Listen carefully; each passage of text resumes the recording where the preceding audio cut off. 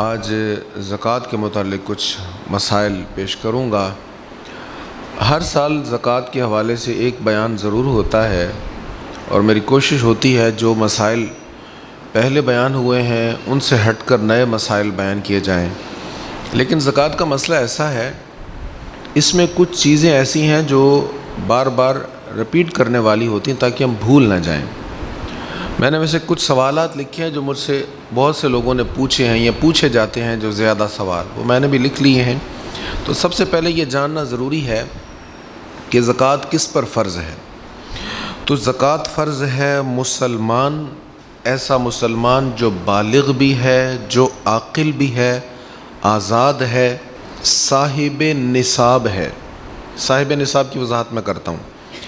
مسلمان ہو، بالغ ہو، عاقل ہو، آزاد ہو، صاحب نصاب ہو، اور جس مال کی زکوٰۃ ادا کرنی ہے اس مال کا وہ مالک بھی ہو، اس کی ملکیت میں ہو، اس کے تصرف میں ہو، مقروض نہ ہو، یعنی اس کا مال اس کے قرض کے مال کے قرض ادا کرنے کے بعد پھر بچتا ہو، حاجات اصلیہ، حاجات ضروریہ سے فارغ ہو۔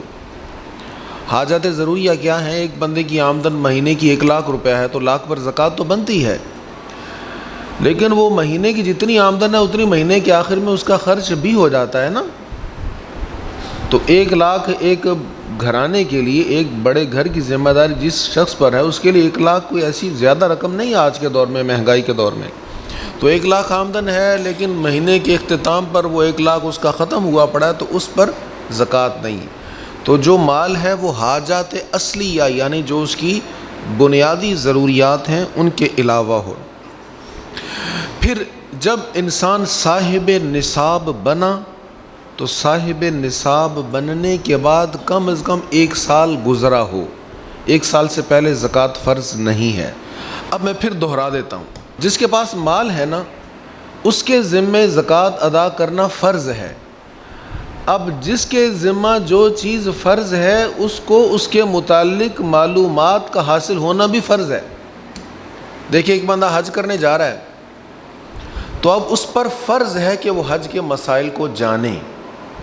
جس بندے پر حج فرض نہیں ہے اس کے لیے حج کے مسائل کو جاننا ضروری نہیں ہے۔ اسی طرح جو غریب ہے اس پر زکوٰۃ کے مسائل کو جاننا فرض نہیں ہے، لیکن جو صاحب نصاب ہے اس پر زکوٰۃ کے مسائل کو جاننا فرض ہے۔ تو کس پر زکوٰۃ فرض ہے؟ مسلمان ہو، بالغ ہو، عاقل ہو، آزاد ہو، صاحب نصاب ہو، مال اس کی ملکیت میں ہو، مقروض نہ ہو، حاجات ضروریہ سے فارغ ہو اس کا مال، اور صاحب نصاب ہونے کے بعد اس پر 1 سال گزر جائے تو اس پر زکوٰۃ فرض ہے۔ بچہ ہے اور بہت زیادہ مال کا مالک ہے، بالغ نہیں ہے تو اس پر زکوٰۃ فرض نہیں ہے۔ تو جب یہ شرائط پائی جائیں گی تو زکوٰۃ فرض ہو جائے گی۔ اب بات کرتے ہیں نصاب کی۔ صاحب نصاب پر زکوٰۃ فرض ہے، تو صاحب نصاب کون ہے؟ تو نصاب کے لیے شریعت میں، احادیث میں کچھ چیزوں کو بیان کر دیا گیا۔ سونا، جس کے پاس 7.5 تولہ سونا ہے کم از کم، وہ صاحب نصاب ہے۔ چاندی کتنی ہو؟ 52.5 تولہ چاندی، وہ بھی صاحب نصاب ہے۔ اب ایک شخص کے پاس، مرد یا عورت ہے، اس کے پاس سونا ہے لیکن 7.5 تولہ سے کم ہے، تو اب وہ نصاب کو نہیں پہنچتا، لہذا اس پر زکوٰۃ نہیں ہے۔ چاندی ہے 52.5 تولہ سے کم ہے تو وہ بھی نصاب کو نہیں پہنچا، اس پر بھی زکوٰۃ نہیں ہے۔ اور چیز کیا ہے نصاب کے لیے؟ 52.5 تولہ چاندی کی قیمت اگر کسی کے پاس پڑی ہے تو وہ بھی صاحب نصاب ہے، یا 52.5 تولہ چاندی کی قیمت اتنی مالیت کا مال تجارت اس کے پاس ہے، وہ مال جس کو خرید کر اس نے بیچنا ہے یا تیار کروا کر اس نے بیچنا ہے تو اس مال تجارت پر بھی زکوٰۃ ہے۔ اب کسی کے پاس 7.5 تولہ سونا نہیں ہے، 52.5 تولہ چاندی نہیں ہے، لیکن تھوڑا سا سونا ہے، تھوڑی سی چاندی ہے، تو اب اس کی مالیت نکالی جائے گی۔ دیکھیں 7.5 تولہ سونا ہے جس کے پاس صرف سونا ہے، صرف سونا 7.5 تولہ ہے تو زکوٰۃ ہے، اس سے کم ہے تو زکوٰۃ نہیں ہے، صرف سونا۔ اگر کسی کے پاس صرف چاندی ہے تو جب تک 52.5 تولے چاندی نہیں ہوگی زکوٰۃ اس کے ذمہ نہیں ہے، لیکن اگر چیزیں مکس ہو جائیں تو پھر مالیت بنے گی۔ صرف سونا ہو تو ہم مقدار دیکھیں گے کتنے تولہ ہے، چاندی ہو تو ہم مقدار دیکھیں گے کتنے تولہ ہے، لیکن اگر سونا چاندی یا اس کے ساتھ پیسہ روپیہ مکس ہو گیا، پرائز بانڈ مکس ہو گئے، تو اب ہم ان کی مقدار نہیں دیکھیں گے، اب ہم ان کی مالیت کو دیکھیں گے کہ تھوڑا سا سونا، تھوڑی سی چاندی اور کچھ روپے، ان کی مالیت کیا بن رہی، ٹوٹل اماؤنٹ کیا بنتی ہے۔ اگر ہم سونے کو، چاندی کو سیل کریں تو اگر اس کی مالیت بن رہی ہے 52.5 تولہ چاندی کے برابر تو اب بھی وہ صاحب نصاب ہے۔ تو عام طور پر مڈل کلاس میں 7.5 تولہ سونا نہیں ہوتا، تھوڑا سونا ہوتا ہے۔ ہمارے ہاں جیسے مہنگائی کا دور ہے تو کم وزن والا بھی آج کل سیٹ وغیرہ بن جاتا ہے چند تولے کا، لیکن اگر اس کے ساتھ کچھ روپیہ مل گیا یا چاندی مل گئی تو پھر اس کی مالیت نکلے گی۔ اگر کسی عورت کے پاس صرف سونا ہے 7.5 تولہ سے کم تو اب اس پر زکوٰۃ نہیں ہے۔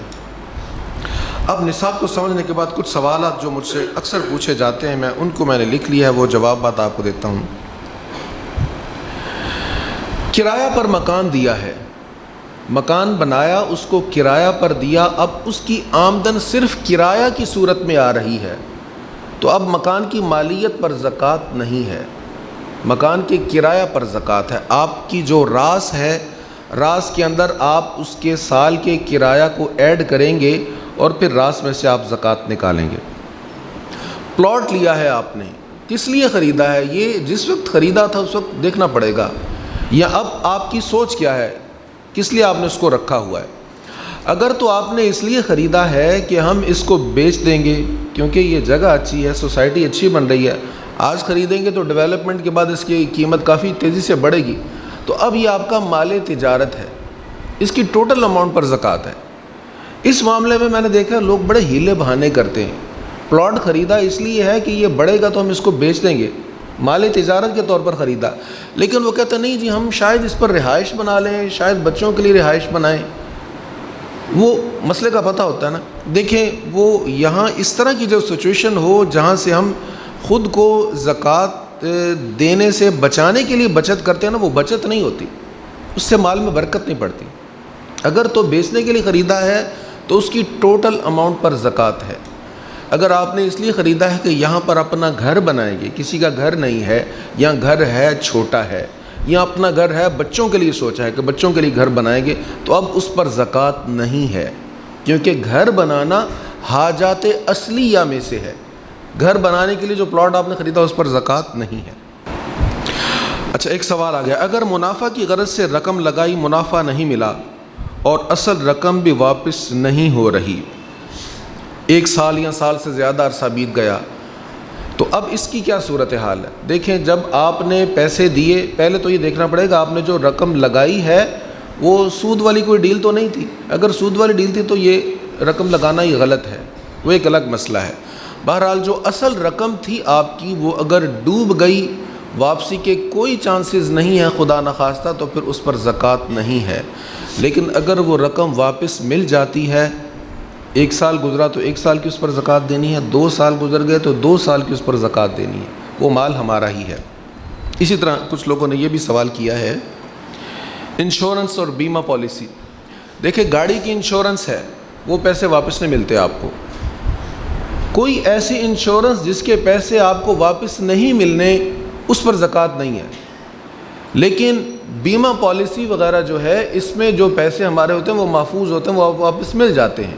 تو کوئی ایسی پالیسی جس میں پیسے واپس آنے ہیں، ان پیسوں کو بھی اپنی راس میں ہم شامل کریں گے۔ بیمہ پالیسی کے حوالے سے میں وضاحت کر دوں، اس میں اکثر پالیسیز ایسی ہیں جو سود والی ہیں، کچھ پالیسیز ایسی ہیں، کچھ فتاوی جات میں نے دیکھے ہیں، تو جو بھی پالیسی آپ نے لینی ہو کسی مفتی صاحب سے پہلے اس پر تسلی کریں کہیں سود تو نہیں ہے اس میں۔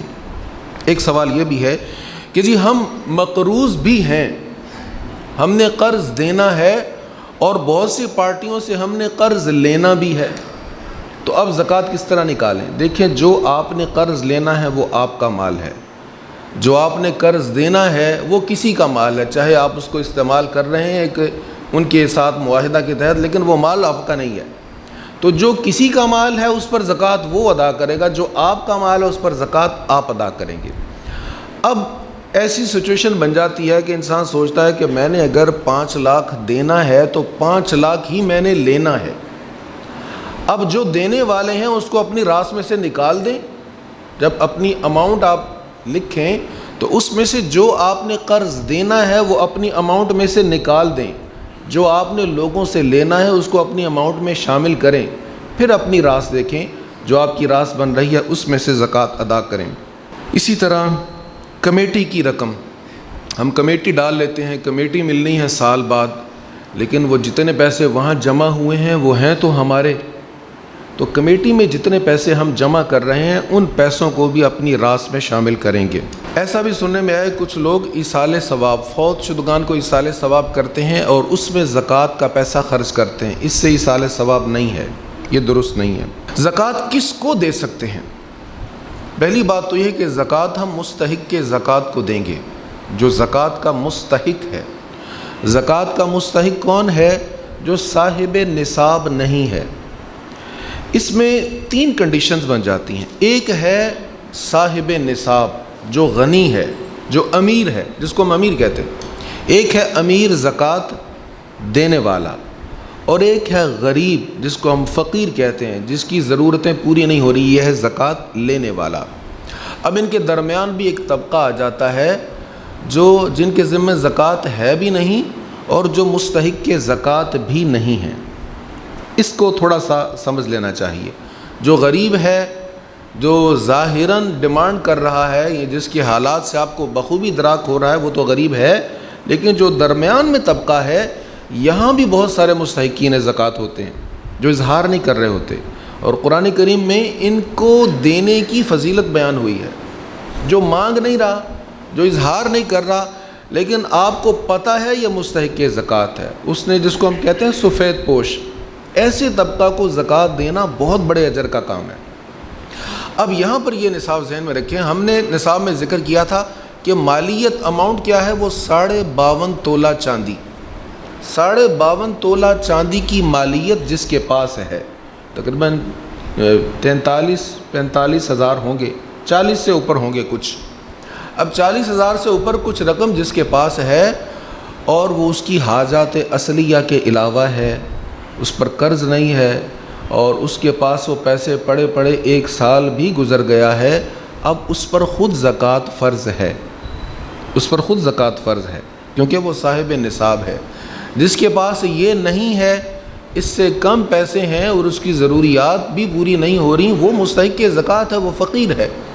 اچھا، ایک اور اہم مسئلہ، کافی سارے مسائل ہیں، آپ درود شریف کی محفل میں بھی مجھ سے سوالات پوچھ سکتے ہیں، ابھی تو وقت ختم ہو رہا ہے۔ ایک اہم مسئلہ، کیا بہن بھائیوں کو زکوٰۃ دے سکتے ہیں؟ جی، اگر مستحق کے زکوٰۃ ہوں تو قریبی رشتہ داروں کو زکوٰۃ دینے کا ثواب زیادہ ہے۔ حضور علیہ السلام نے اس کو پسند فرمایا ہے اور اس کا دگنا ثواب آپ نے ارشاد فرمایا۔ جو قریبی رشتہ دار ہیں ہوں مستحق کے زکوٰۃ۔ اچھا، قریبی رشتہ داروں میں کس کو زکوٰۃ نہیں دے سکتے؟